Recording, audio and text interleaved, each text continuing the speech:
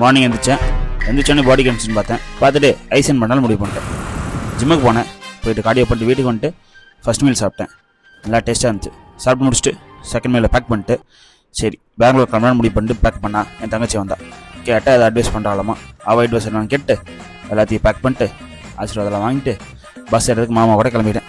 பஸ்ஸில் ஏறி ஓரமாக சீட்டை போட்டு ஏசி நல்லா இருந்துச்சுன்னு ஒரு தூக்கத்தை போட்டேன். தூங்கினா திருப்பி பசிச்சிச்சு. அதை கொண்டு வந்த மீல் இருக்குல்ல நம்ம மீன், அதை நல்லா அமைக்க விட்டுட்டு திருப்பி ஒரு தூக்கத்தை போடலாம் தூங்கினா தூக்கம் வரல. ஆனால் பெங்களூர் வந்துருச்சு. வந்துட்டு ஃப்ரெண்ட்ஸ் எல்லாம் பார்த்துட்டு ஜிம்முக்கு போகிறதுக்கு முன்னாடி இன்னொரு மீல் அதை கிரிக்கெட் கோட்டை சாப்பிட்டு ஜிம்முக்கு கிளம்பிட்டேன்.